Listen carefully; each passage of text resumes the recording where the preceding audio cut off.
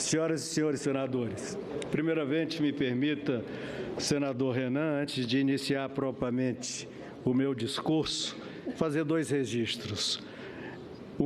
Louvar a dignidade do discurso do senador Armando Monteiro, que demonstrou muita firmeza de caráter. E, aliás, também aproveitar para elogiar o conteúdo do seu discurso, profundamente liberal na economia. E lamentar o discurso feito por alguns que me antecederam, cheio de ofensas, raiva, rancor e ofendendo, inclusive, senadores ausentes. Lamento profundamente que essa discussão passe para as ofensas e saia dos argumentos.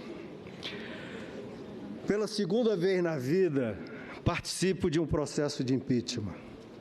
Hoje, como em 92, vislumbro que, independentemente da inquestionável responsabilidade dos presidentes, há nos dois episódios um elemento comum: o fracasso do modelo político, um modelo que se exauriu e está na raiz das diversas crises que nos atingem.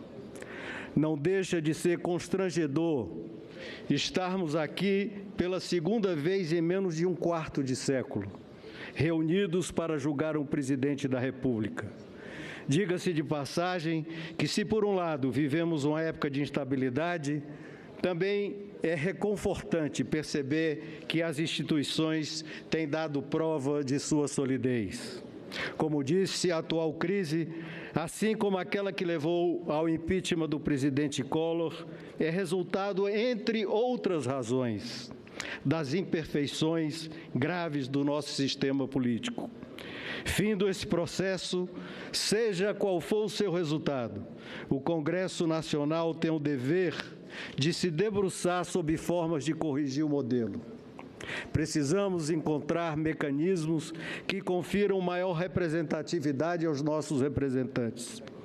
Apenas para exemplificar, um dos problemas é a multiplicidade de partidos. A pretexto de estimular a pluralidade de pensamento, o que é saudável na democracia, as distorções acabam por deslegitimar boa parte dos eleitos que, graças ao anacrônico sistema de eleição proporcional, pegam carona nos mais votados, desqualificando a representação parlamentar. Sejamos sinceros, os pequenos partidos, as chamadas legendas de aluguel, não me refiro aqui, senhor presidente, a partidos comprovadamente ideológicos que, apesar de pequenos, contemplam importante vertente da nossa política, pois esses chamados partidos pequenos já representam uma parcela considerável da Câmara dos Deputados, uma bancada que acaba sendo relevante da construção da chamada governabilidade. Assim, qualquer presidente da República se vê obrigado a formar um governo de coalizão com o único objetivo de obter sustentação no Congresso, premido por acordos firmados em torno dos interesses dos grupos de poder assim formados. Essa sistemática tem gerado, ao longo dos tempos, enormes e irremediáveis prejuízos ao nosso país. Para atender a esses interesses, o governo tem que recorrer, por exemplo, à famigerada prática do Ministério de porta fechada. Isso gera, inevitavelmente, a fragmentação e descontinuidade das políticas públicas, na medida em que não existe integração entre os diversos órgãos do governo. Além disso, a cada crise, trocam-se os seus titulares por critérios exclusivamente políticos. Não resta dúvida que o apoio parlamentar é essencial a qualquer governo, mas é basilar, é regra fundamental em qualquer manual de boa política, que as alianças têm que ser construídas em bases programáticas, tendo em vista os interesses maiores da população, e não para consolidar o poder de grupelhos que se apoderam de nacos do aparelho estatal. A constatação da realidade não exime de culpar de forma alguma a presidente da República. Ela conhece muito bem os meandros do sistema, assim como conhece seus personagens. Ninguém mais que a presidente da República dispõe dos elementos para transformar o modelo. Dilma não apenas cedeu ao sistema, pior que isso, tirou o benefício dele, permitiu a continuidade desta prática em troca de se manter no poder. Dito isso, volto-me a esse momento histórico. E o nosso dever, por mais doloroso que seja, é de julgar uma presidente da República que não cumpriu com os seus deveres. Se é verdade que foi legitimamente eleita, é também inegável que ela própria forneceu todos os motivos para ser legalmente impedida. Pavimentou passo a passo o seu caminho até aqui. Parafraseando o imortal Cartola, cavou sobre os seus pés não apenas um abismo entre ela e a sua frágil base parlamentar, mas entre ela e a maioria do povo brasileiro. Por limitação do tempo, não vou me ater aqui aos aspectos jurídicos dos atos praticados pela presidente. Neste momento, que é da admissibilidade da denúncia e o prosseguimento do impeachment no Senado Federal, me bastam os argumentos trazidos pelo brilhante relatório do senador Anastasia. Tratando-se, portanto, de um processo político, o que estaremos aqui julgando? Qual teria sido, por assim dizer, o pecado político da senhora presidente? Afirmo que, movida pela tentação de manter-se no poder a qualquer custo, cometeu o maior pecado que possa ser atribuído a um governante: mentiu para o seu povo. A partir desse pecado original, muitos outros foram cometidos. As chamadas pedaladas fiscais são apenas as ferramentas utilizadas para enganar a população brasileira, mascarando a realidade da economia, fraudando os dados das contas públicas, agindo com a consciente, dolosa e única intenção de ganhar as eleições de 2014.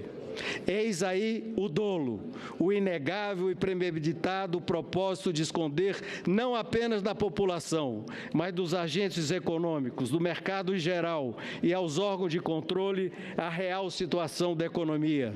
Isto acabou minando irremediavelmente o que um governo tem de mais precioso: a credibilidade. Ensinam os juristas que o que é notório prescinde de provas, pois as consequências deste rosário de pecados são notórias. Há mais de 2 anos, o Brasil está mergulhado em profunda crise política, econômica, que se retroalimentam mutuamente, paralisando o país. Sem investimento, não há emprego. Sem emprego, não há renda, gerando queda na arrecadação de tributos, refletindo diretamente na capacidade do governo de responder às necessidades mais elementares da população. A presidente peca ainda pela arrogância e a falta de humildade. Em vez de reconhecer os próprios erros, prefere esconder-se no papel de vítima, atribuindo às elites, à mão invisível do mercado, à imprensa, a construção de um golpe. Insiste agora, como já fazia nas eleições, na perigosa estratégia de dividir o país entre ricos contra pobres, o nós contra eles, repetido à exaustão e aqui novamente repetido por seus defensores. Senhor presidente, senhoras e senhores senadores, não bastasse isso tudo para justificar o segmento desse processo de impeachment, avançando para a fase de julgamento propriamente dito, há fato incontestável da realidade política. Infelizmente, a senhora presidente da República não mais reúne o mínimo de condições necessárias para governar o país.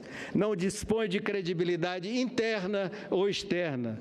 não conta com a sustentabilidade política, não consegue hoje nem ao menos atrair lideranças políticas ou quadros técnicos para compor um ministério minimamente capacitado.